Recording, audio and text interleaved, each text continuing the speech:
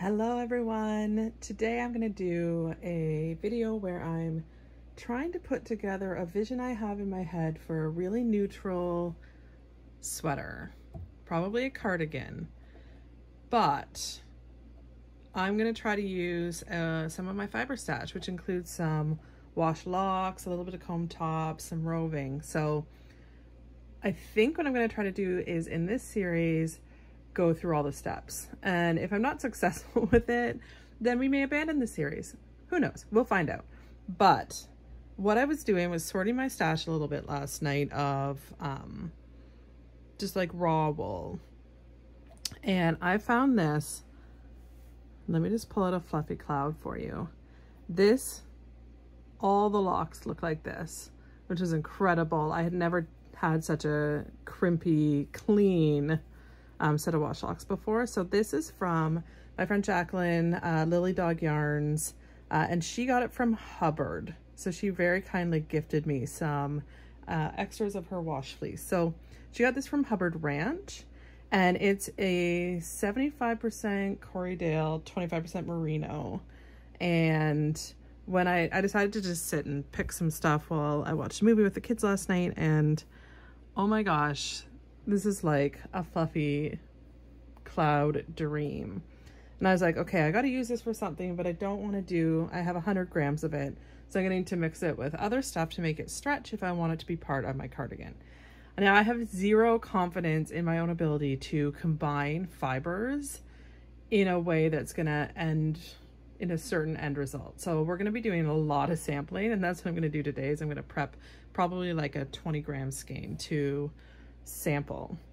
So we've got this Corriedale, mostly Corriedale, a little bit of merino blend already picked and ready to go from Hubbard Ranch. I also grabbed I have some just wool. It's called just wool from Wellington Fibers. So I grabbed, they just have some of these extra sort of roving ends, mill ends or whatever it is, that I grabbed at the Fergus Fiber Festival this year, just to sort of mix in and make things stretch for exactly this purpose. So it's just wool. I don't know what kind, but it's really nice, sort of, I would call it a little bit coarse. It's not the softest, but it's in a really nice roving form that I think will be beautiful on the Carter.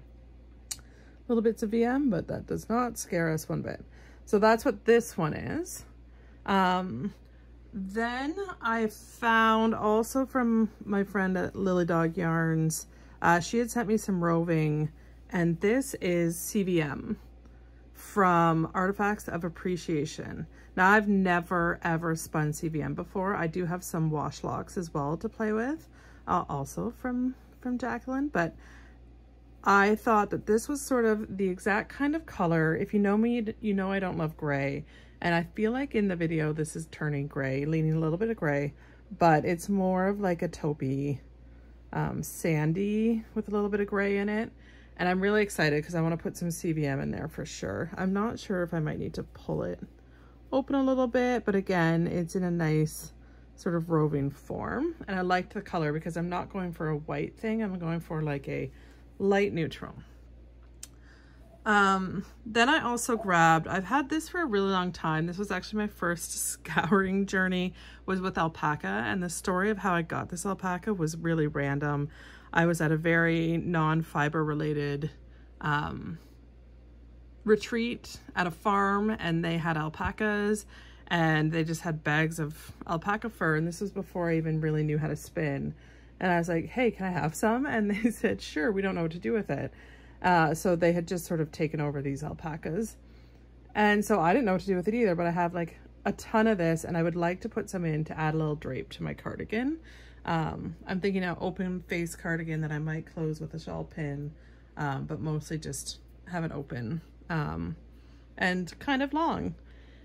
And then to fill it in a little bit more, and I'm not sure if we'll need to, but I kind of feel like I want to make sure I have enough fiber overall. This isn't all the amounts of all this fiber. I think I'll be able to sample and get at least 400 or 500 grams. But I want to add in, I've got some comb top. This one I got off Etsy. It's in a sand color, but it's like a really soft neutral. merino comb top. And then I've got a little bit of merino roving here from the Olive Sparrow, I think, but from like years and years and years ago.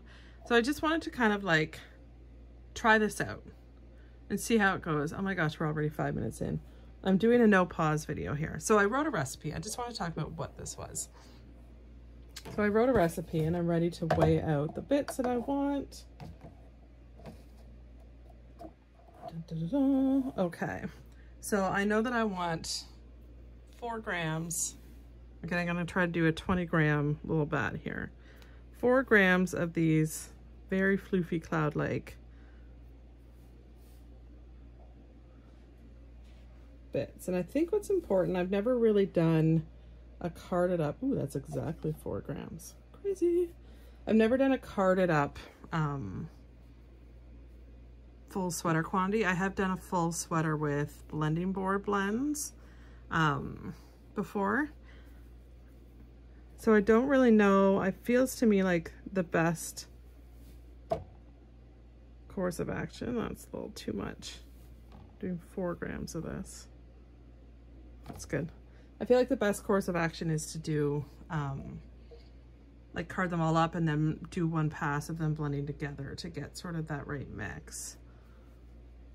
If you have done a sweater quantity before on the carder with like a blend that's going to have a lot of different pieces.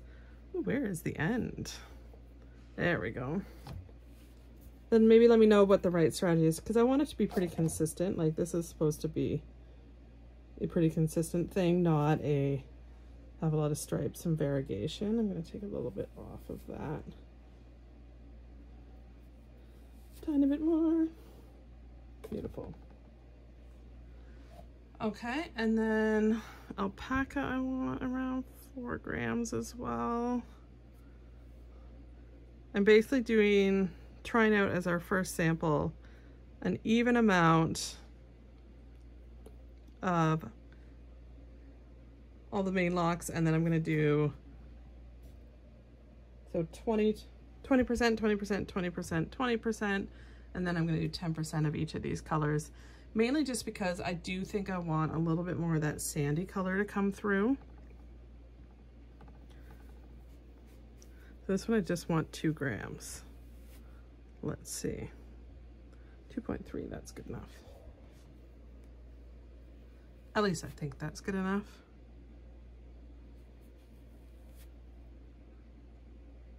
Just to give it, like, again, make it lean a little bit more soft colored, like taupey beigey without being like actually beige, you know? Okay, so here is my little pile that I'm gonna do for my 20-gram sample. So again, should be 20% of the Hubbard, the merino, 20% of the Wellington, or sorry, this is Corriedale merino, 20% of the mixed wool from Wellington Fibers, 20% of the alpaca from the Random Alpaca Farm, 20% of this CBM roaming, 10% of the white sort of merino comb top, and 10% of the sandy colored one. So this is what we're going to blend. And now, because I didn't think this through, we're gonna have a shaky camera moment, because I'm not doing it with my pausing or anything. I just want to do this in a straight shot, mainly because managing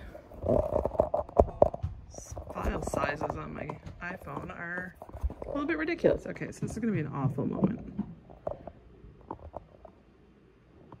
Okay. How's that? It's almost straight.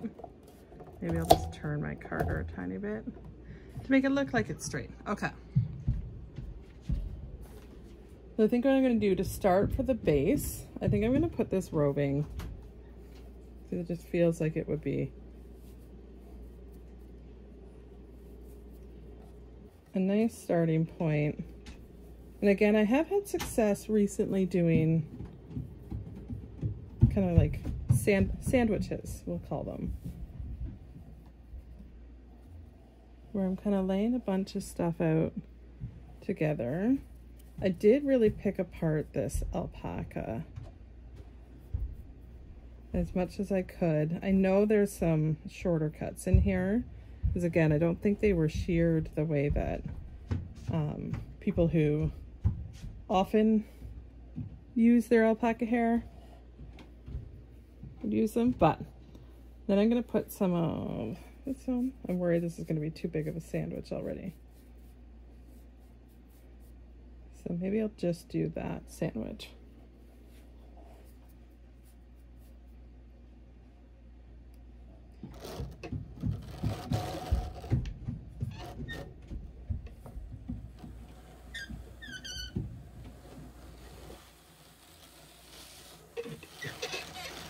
Probably also didn't need to make it the whole width. I don't think of this sometimes when I want to make it more of a thin sample. But we're going to do a couple passes anyways. Alright, so now I'm going to do a little bit of a sandwich. I need to figure out how I'm going to open this up. I think I'm going to break staples and open this up. When it's really open, I feel like you can see that it's not going to be this harsh, dense color coming through. It's going to be really well spread out and distributed, just to give it that little bit of a taupey vibe. I think it's going to work out really nicely. And then on the top of the layer, I'll just put some of this sand color, which in my mind will kind of offset the gray undertones of the CBM. I have no information to say whether or not that's true, but in my mind it makes sense. All right, so color-wise, it's like, if I look across the band here, it's really subtle, which is good. Okay, I'm gonna do another layer.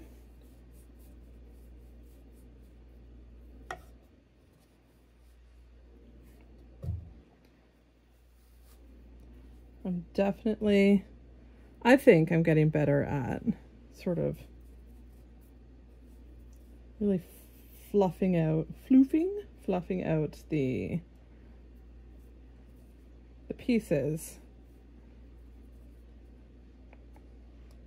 pretty nicely.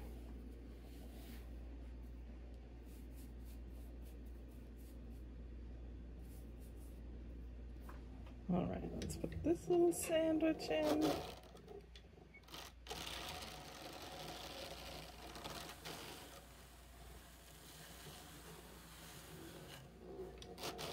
I do love seeing it kind of melt up here. It kind of pulls off that liquor drop and onto the main drum. The Swift, as I've learned, so nicely. All right. Try and leave enough for one more sandwich of each after.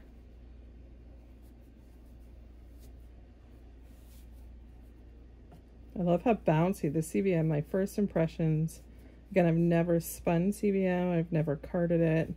My first impressions is it feels very bouncy, and I love that. It might be because it was kind of compacted in how it was stored, but also it just, yeah, definitely feels like it's going to have some nice memory. And these are the words that I start to learn to use as I learn more about individual fibers.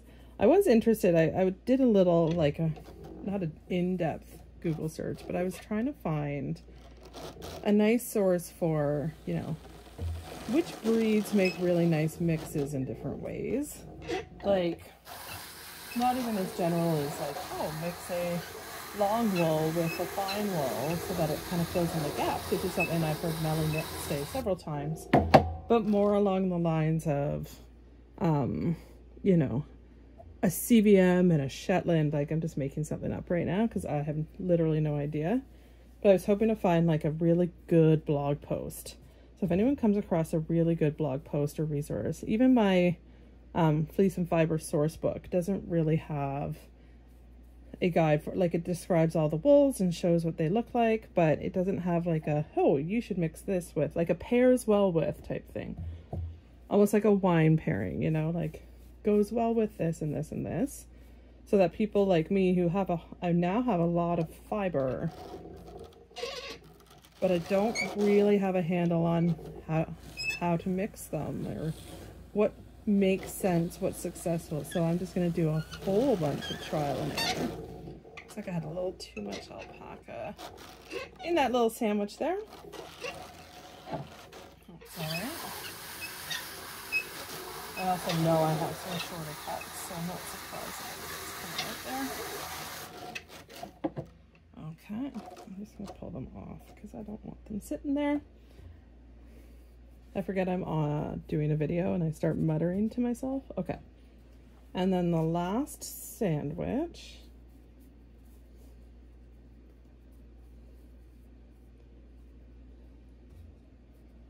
I'm going to do this last bit of CVM.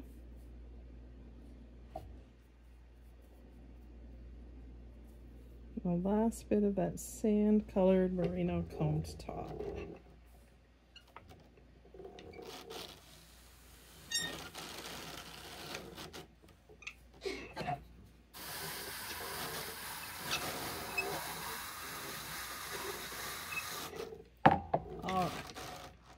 So that's where we've landed. First impression is that I love the color. I'm gonna pull it up and off. This may happen mostly off camera because there's so much junk behind me. Ooh, but that was a really nice soft pull up. I think it helps that there's only 20 grams on here. But my first impressions of the color is that it might almost be too subtle. So I might want to consider playing with tones a bit, but we'll see once I actually spin up the sample.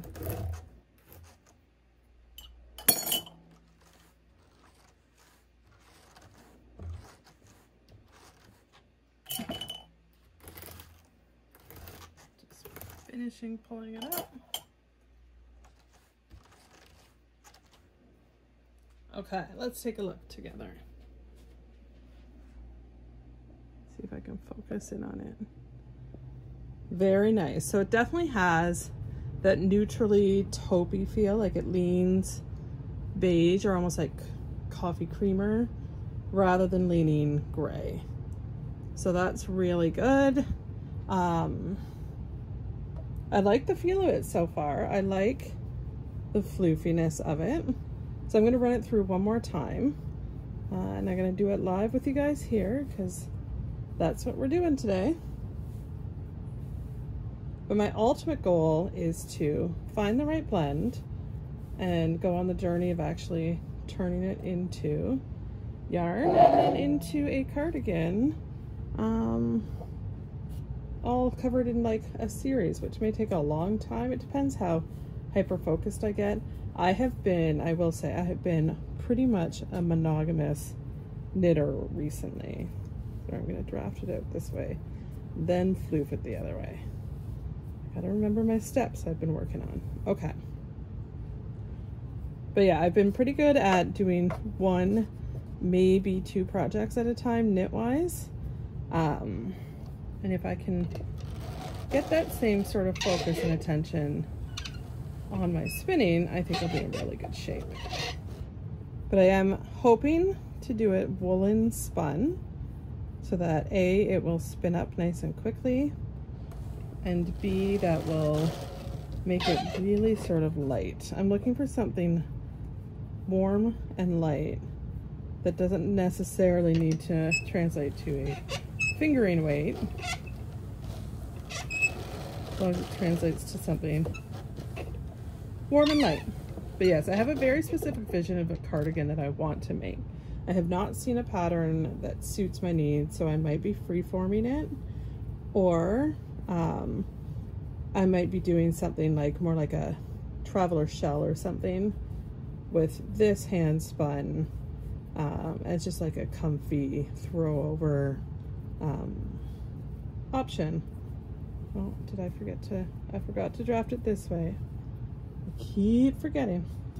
But I'm not 100% sure which of those two things, a Traveler Shell by Andrea Mowry, or this custom vision in my head